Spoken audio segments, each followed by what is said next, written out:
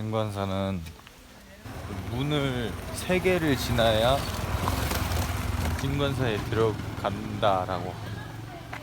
그래서 아까 처음에 들어온 그거랑 지금 여기가 두 번째 문입니다.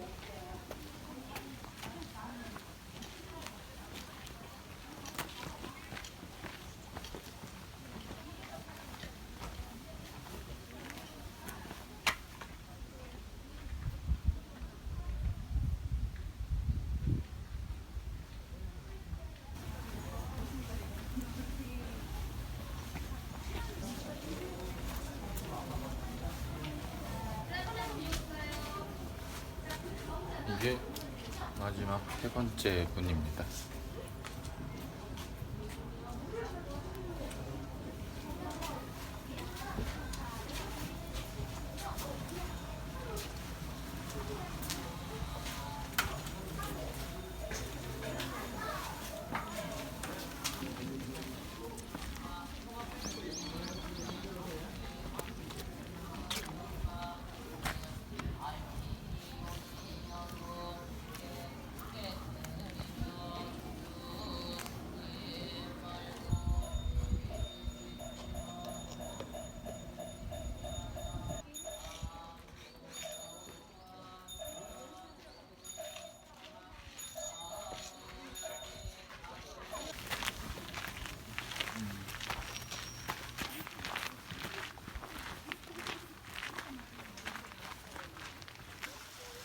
페트와 매트처럼 생겼는데?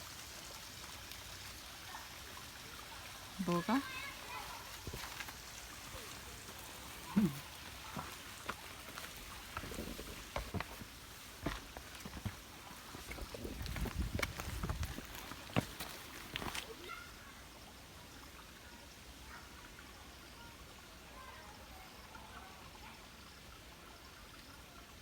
진관사에 이제 들어와서 계속 쭉 올라오다 보면 있는 등산로입니다. 등산로. 진관사 이쪽을 통해서도 북한산 등산을 할 수 있고요. 주말에 집 근처 산책을 나왔습니다. 절 산책. 절의 그 분위기가 되게 평화롭고 마음에 안정을 주는 그런 곳 같아요. 절이라는 데가. 전 불교는 아닙니다. 전 종교가 없습니다. 이렇게 절 같은 그런 조용한 곳에 한 번씩 이렇게 산책 오면 진짜 좀 힐링 되는 느낌이 있어요. 오늘 유난히 미세먼지가 없다, 그지? 오늘 날씨가 엄청 맑아.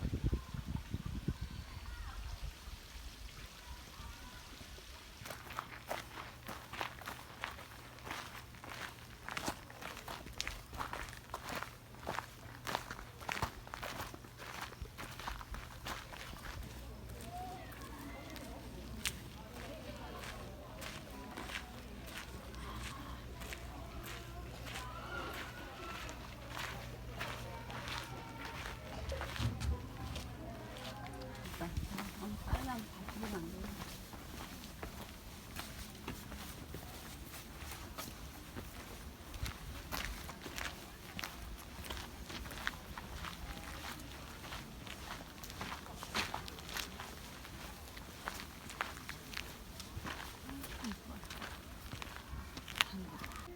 말을 이쁘게 또박또박 잘 하면 귀여워요. 아이고, 내가 올라가고 지들이 뭘 안다고. 자, 수술 전에 검사 결과 나왔고요. 결과는 원래 암덩이가 7cm 정도라고 들었는데 그게 굉장히 불규칙하게 이렇게 퍼져 있었거든요. 근데 그게 이제 거진 한 3.6cm 정도까지 줄었다고 하더라고요. 그래서 거의 반토막 났죠, 반토막. 그리고 대장 내시경, 그러니까 장 안쪽에는 종양이 거의 사라졌어요. 그냥 장 안쪽으로 이렇게 튀어나와 있던 그런 것들은 완전히 평평하게 붉은 끼도 없이 그냥 좀 상처 자국처럼 남았고, 장 바깥쪽에 있는 암덩어리들이 아직 남아 있는 겁니다. 그 혈액 검사 내에서 이제 알 수 있는 거는 이제 종양 표지자 검사를 통해서 그 암 수치를 확인을 할 수가 있는데, 대장암 수치라고 할 수 있는 CEA 수치라는 그게 있어요.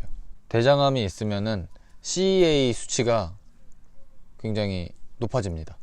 그 정상 수치를 벗어나는데, 정상 수치는 흡연자 기준 5, 다음에 비흡연자 기준 3 밑으로 떨어져야 정상 수치예요.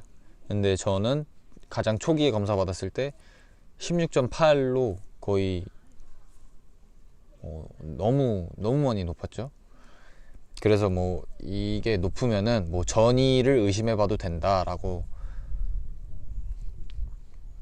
할 정도로 좀 굉장히 많이 높은 수치였는데, 지금 마지막 혈액 검사를 했을 때 0.78로 내려왔어요. 엄청 많이 내려온 거죠. 정상 수치보다도 더 많이 내려왔죠. 0.78이면.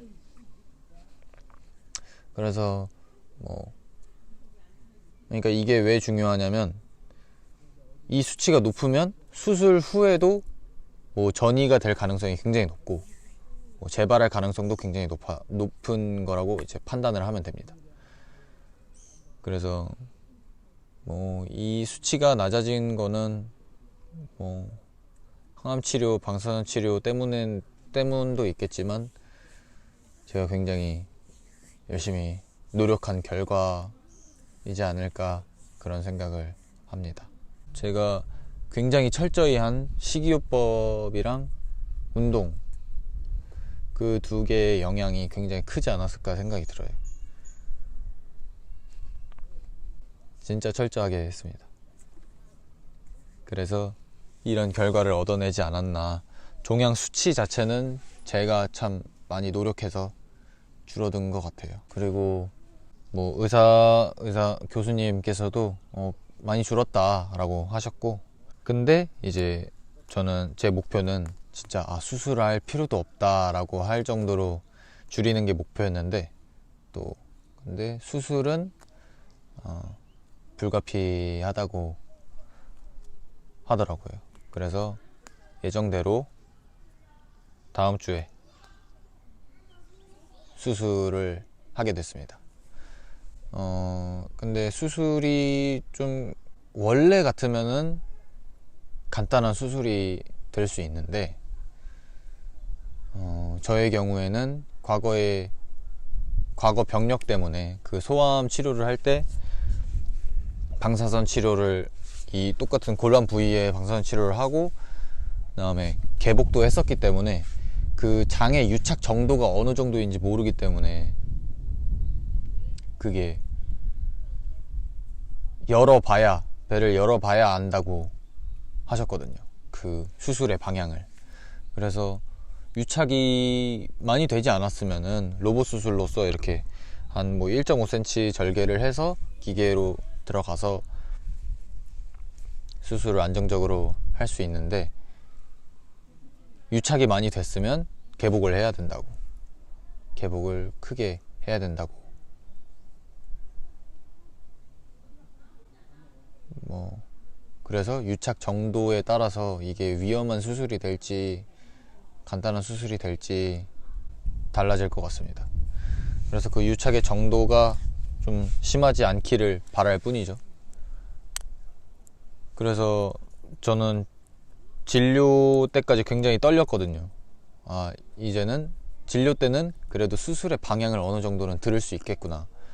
좀 뭐 예를 들어서 장루라는 인공항문을 달아야 하는지 아니면 그러지 않아도 되는지가 그래도 어느 정도 잡힐 줄 알았는데, 뭐 열어봐야 안다고 하니까 그러니까 장루를 달 확률도 50대 50 반반.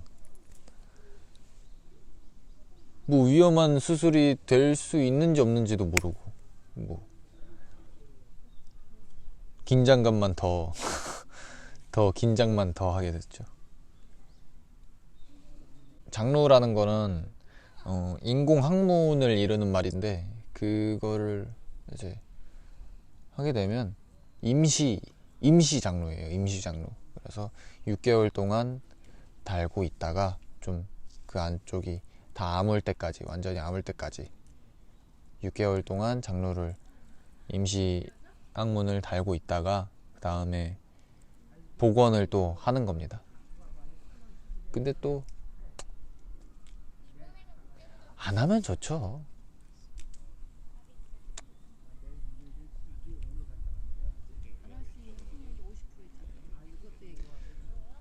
그러니까 또 안 할 수 있는 확률도 50%고 할 수 있는 확률도 50%고, 그러니까 배를 열어봐야 안다는데.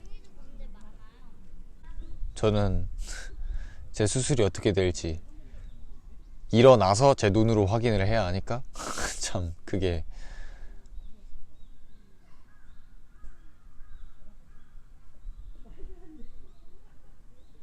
참 긴장되고 그렇죠.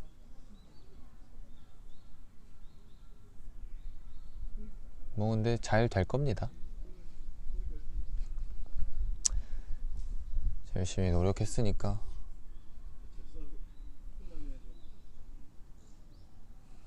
잘 될 겁니다.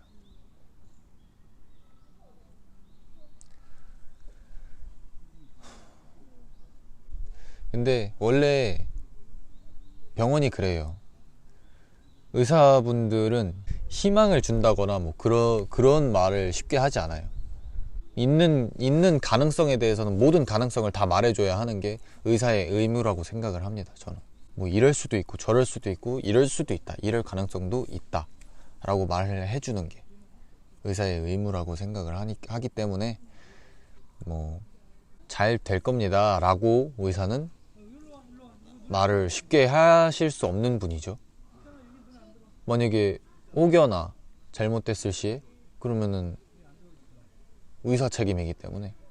그러니까 뭐 여러분들도 의사분께서 어떠한 절망적인 정보를 전달을 해도 그게 전부가 아니고 또 그럴 수도 있다라고 말을 해야 하는 그런 의사들의 의무이기 때문에 너무 상심하지 마시고 그러셨으면 좋겠습니다.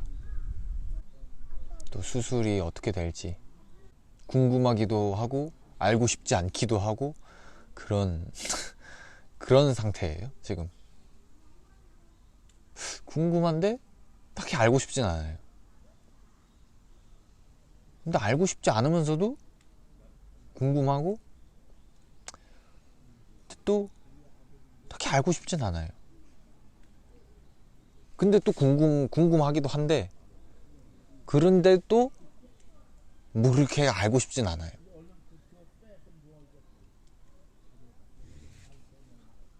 그러면서 또 이건 알아야겠기도 한데, 알아야 되는데, 근데 또 그렇게 또 뭐 굳이 알아야 되나 싶고.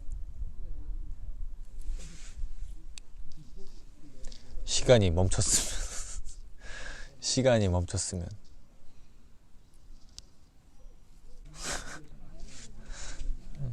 쉽게 예를 들어 드릴까요? 자, 스카이다이빙을 하는데 한 50%는 펴지고 50%는 안 펴진다. 낙하산이 이거 50% 펴질 수도 있고 안 펴질 수도 있고. 뭐라고 설명을 해줘야 되지? 번지점프? 아니, 번지점프인데 밑에 물은 있습니다. 물은 있는 상황이라서 죽진 않아요. 근데 번지점프를 이렇게 딱 쪘는데 줄이 튼튼할지 안 튼튼할지 스쿠버 다이빙으로 할까? 스쿠버 다이빙을 들어가야 되는데, 잠수를 해야 되는데 이 산소통에 공기가 들었는지 안 들었는지 가드를 올릴 수도 없는 상황이죠. 그냥 뒷짐지고 이렇게 있는데 너 때릴 거야. 너 때릴 건데 모르겠어. 일단 때려봐야겠어. 눈 감아봐. 이러고 있는 상황. 그 사람이 잽을 칠지 스트레이트를 칠지 훅을 칠지 어퍼컷을 칠지 저는 맞고 나서 봐야 된다는 거죠. 딱 맞고 훅을 맞았구나, 탁 맞고 잽을 맞았구나, 맞고 나서 판단을 해야 하는 이 긴장감. 뭐 어쩌겠습니까? 잘 될 겁니다. 또 언제쯤 소식을 또 들려드릴 수 있을지는 모르겠습니다. 그 입원하는 기간이 한 7일에서 10일 정도라고 했는데 뭐 얼마나 될지 잘 모르겠고요. 뭐 어쨌든 잘 끝내고 잘 회복하고 그러고 나서 또 찾아뵙도록 하겠습니다. 그 안에도 뭐 업로드 뭐 몇 개 될 건데요. 그거는 저희 누나께서, 저희 큰 누나가 천천히 업로드 할 예정입니다. 올라갈 영상들이 몇 개 남아 있습니다. 제가 수술하고 회복하는 동안 그거 재밌게 봐주시고 또 댓글 많이 남겨주세요. 수술 후에는 제가 그 높은 수치에서 이 낮은 수치로 오기까지 어떻게 관리를 했는지 좋은 정보 알려드리도록 하겠습니다. 정말 이렇게 많이 줄어든 이유가 있습니다. 그 노력을 어떻게 했는지, 요령은 뭔지 알려드리도록 하겠습니다. 제가 드리고 싶은 얘기가 굉장히 많아요. 그동안에는 제가 치료 중이기 때문에 그냥 조심스러웠던 게 있고, 이제 또 제가 어떻게 투병을 했고 뭐 정확한 자세한 정보들을 제가 이제 다 치료하고 나면은 드릴 수 있는 상황이 되는 거니까, 정보를 제가 정말 다 겪고 이렇게 경험을 했고 이렇게 수술 결과가 이렇고 뭐 제 경우를 이렇게 전달해 드릴 수 있는 그런 게 되기 때문에 치료 중에는 이제 최대한 조심했고요. 드리고 싶은 말이 굉장히 많습니다.